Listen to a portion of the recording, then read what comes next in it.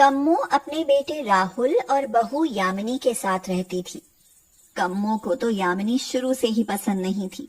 हर काम में मीन मेख निकालना कम्मो की आदत बन चुकी थी। यामिनी भी अपनी सास की इस आदत से बहुत परेशान हो गई। अरे बहू, ये क्या बाजार से सड़ी हुई बासी सब्जियां उठा लाई? लगता है बेकार साग सब्जी खिलाकर हमें मारने का इरादा है। अब तो भगवान ही बचाए। माँ जी, आपको तो जब देखो लड़ने का बहाना चाहिए। अभी 4 लोगों को इकट्ठा करूं तो वही बता देंगे कि सब्जी बासी है या ताजी। हाँ हाँ ठीक है, भला तुमसे कोई जीत पाया है? तुमसे तो 4 गांव के आदमी भी नहीं जीत सकते बहस करने में।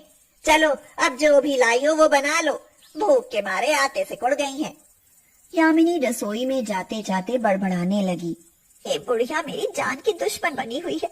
न जाने किस दिन पीछा छूटे इनसे, जब देखो तब लड़ने के लिए तैयार। क्या हुआ यामिनी, अकेले क्या बड़बड़ा रही हो? और क्या हो सकता है इस घर में? अपनी माँ की आदत तो जानते हो ना। देखो, तुम माँ की बातों को दिल पर मत लिया करो, उनकी तो आदत ही ऐसी है। राहुल अपनी माँ के पास गया तो देखा कि वो भी गुस्से में थी। क्या हुआ माँ? क्या हुआ ये पूछो, क्या नहीं हुआ? चलो अब जो भी हुआ छोड़ो, वैसे भी मुझे अब बर्दाश्त करने की आदत हो गई है। राहुल जानता था कि ये उन दोनों सास बहू का रोज का तमाशा है। कुछ दिनों बाद राहुल ने यामिनी से कहा, यामिनी, तुमसे कुछ बात करनी है। क्या हुआ? कहो, क्या बात है? मैंने अपने दोस्त के पास जो कमेटी डाली थी ना, आज पता चला कि वो सारे पैसे लेकर भाग गया। मेरे साथ साथ और भी बहुत लोगों का पैसा लेकर भागा है। दिमाग चकरा रहा है। मैंने तो अपने जीवन भर की कमाई शेयर में लगा दी। पुलिस को इन्फॉर्म कर दिया है, अगर वो नहीं मिला तो। ये क्या हो गया राहुल? वो शेयर तो आपने अपनी बहन विधि की शादी के लिए डाले थे। 3 महीने बाद शादी है, अगर पैसे नहीं मिले तो हमारी विधि की शादी टूट जाएगी और बदनामी होगी सो अलग। मुझे भी बहुत चिंता हो रही है यामिनी। बाहर से उनकी बातें सुनती हुई कम्मो माथा पीटती हुई बोली, अरे ये सब इस नाश पीटी का करा धरा है। इसी ने सलाह दी थी कि कमेटी डाल लो, उससे पैसा बढ़कर मिलेगा और विधि की शादी धूमधाम से हो जाएगी। अरे अब क्या होगा मेरी बच्ची का? बारात दरवाजे से लौट जाएगी, मेरी बेटी बिन ब्याही रह जाएगी। हाय माँ, थोड़ा हौसला रखो। मैं पहले ही बहुत परेशान हूँ। इस तरह की बातें करके और परेशान मत करो।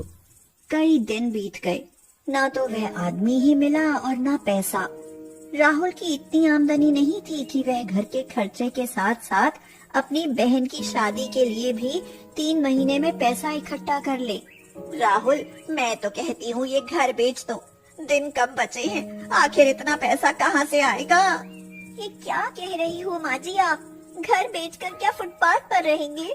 कोई सोने की खदान तो तुम्हें मिलने से रही, मुझे तो इसके अलावा और कोई चारा नहीं दिखाई दे रहा। कम्मो भी तो सही कह रही थी। आखिर वकील लड़का ढूंढा था विधि के लिए। अगर ये शादी टूट गई तो ऐसा लड़का आसानी से नहीं मिलेगा।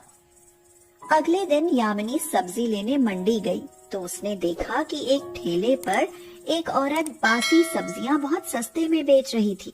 बहन, ये सब्जी तो बहुत सस्ते भाव में बेच रही हो। हाँ बहन, मजबूरी है। पति बिस्तर पर बीमार पड़े हैं, घर में बच्चे भूखे हैं। आज कुछ राशन का अनाज बेचकर ये सब्जियां खरीदी हैं। इन्हें बेचकर ही गुजारा कर रही हूँ। कम से कम बच्चों को पेट भर खाना तो मिल ही जाता है। उसकी बातें सुनकर यामिनी ने फटाफट सब्जियां खरीदी और घर आ गई। घर आकर राहुल से बोली, मुझे कुछ पैसे चाहिए राहुल, मैं अब सब्जी बेचा करूंगी। तुम्हारा दिमाग तो नहीं खराब हो गया? तुम और सब्जी बेचोगी? आज मैंने देखा कि जब एक औरत बासी सब्जियां बेचकर अपने बच्चों की जरूरतें पूरी कर सकती है तो मैं क्यों नहीं? ये तो हमारी नाक कटवाने में लगी है। कोई क्या कहेगा कि कैसी मजबूरी आन पड़ी जो कम्मो की बहू सब्जी बेच रही है। माँ, विधि की शादी के लिए पैसा इकट्ठा करना है। आप काम नहीं आमदनी देखो। अगर रिश्ता टूट गया तब होगी बेइज्जती, सब्जी बेचने से नहीं। तुमने हमारी मानी ही कब है? जाओ बेचो सब्जियां, लेकिन ध्यान रखना घर का काम भी तुम्हें ही करना पड़ेगा। मैं कोई नौकरानी नहीं हूँ जो तुम बाहर रहोगी और मैं तुम्हारे घर के काम करूंगी। हाँ माँ जी, आप चिंता मत करो, मैं सब कर लूंगी। यामिनी ने राहुल से पैसे लेकर सब्जी लगाने के लिए एक ठेले का इंतजाम किया, जिस पर उसने मंडी से ताजी और हरी सब्जियां लाकर रखी। आइए, हरी सब्जियां ले जाइए, दूर भगाए बीमारी, ऐसी है हरी हरी ताजी सब्जियां हमारी। अरे वाह, तुम्हारी सब्जियां तो बहुत ही ताजी और हरी हैं। ये कटहल और पालक किस भाव दिया है?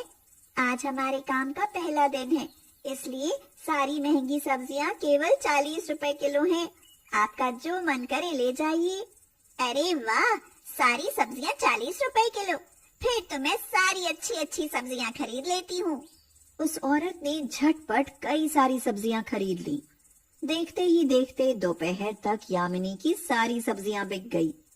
यामिनी मुस्कुराती हुई घर पहुंची तो कम्मो ने पूछा, बहुत मुस्कुरा रही हो, क्या बात है? लगता है कुबेर का खजाना मिल गया है तुम्हें। कुछ ऐसा ही समझिए माँ जी, मैं सारी सब्जियां बेच आई हूँ। ये देखो माँ जी, पैसे। तुमने इतनी जल्दी इतने सारे पैसे कमा लिए? क्या इतनी जल्दी सारी सब्जियां बिक गईं? हाँ माँ जी, सब बिक गईं।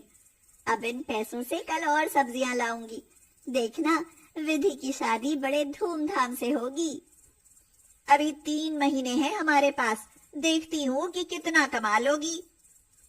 माँ जी, विधि की शादी आपकी ही नहीं, मेरी और मेरे पति की भी इज्जत का सवाल है, और हमारी इज्जत पर आंच आए, मैं ऐसा हरगिज नहीं होने दूंगी। तभी अंदर कमरे में से विधि परेशान होती हुई निकली। कम्मो ने पूछा, अब तुझे क्या हुआ? तेरी शक्ल पर 12 क्यों बजे हैं? माँ, प्रतीक का फोन आया था, कह रहे थे कि बारात का इंतजाम एसी वाले होटल में होना चाहिए।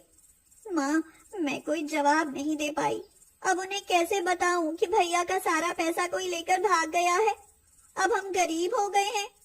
विधि, उनसे कह देना कि हम पूरी कोशिश करेंगे। पूरी कोशिश करेंगे? कहाँ से करेंगे? हाथ में कटोरा लेने की नौबत आ गई है, बात करती है। यामिनी चुपचाप वहां से चली गई और अगले दिन और सब्जियां बेचने लगी। इसी तरह 1 महीना गुजर गया। यामिनी को सब्जी बेचने का अच्छा अनुभव हो गया था। अब वह सब्जी के थोक विक्रेताओं से बड़े पैमाने पर सब्जियां खरीदती और मंडी वालों को बेच देती, जिससे उसकी मोटी कमाई होने लगी। अब सभी लोग बहुत खुश थे। धीरे धीरे कम्मो भी यामिनी की सब्जी और घर के काम में उसकी मदद करने लगी। राहुल भी यामिनी की मेहनत और काम देखकर नौकरी छोड़कर उसकी मदद करने लगा। अब उनका सब्जी व्यापार कई मंडियों में चलने लगा। 3 महीने में उन्होंने विधि की शादी का बहुत अच्छा प्रबंध किया और खूब धूमधाम से उसकी शादी की। बहू, मैं तुम्हें हमेशा गलत समझती रही, लेकिन तुमने तो मेरी बेटी की शादी उनके मन मुताबिक कर दी। बहुत संघर्ष किया है तुमने, मुझे तुम पर गर्व है। गर्व कैसे नहीं होगा माँ, तुम्हारी गरीब सब्जी वाली बहू की पहचान अब सब्जियों के बड़े व्यापारी के रूप में होती है। हाँ, जानती हूँ। तुम जुग जुग जियो और यूं ही सफलता की सीढ़ियाँ चढ़ती रहो। ये कहकर कम्मो ने यामिनी को अपने गले से लगा लिया।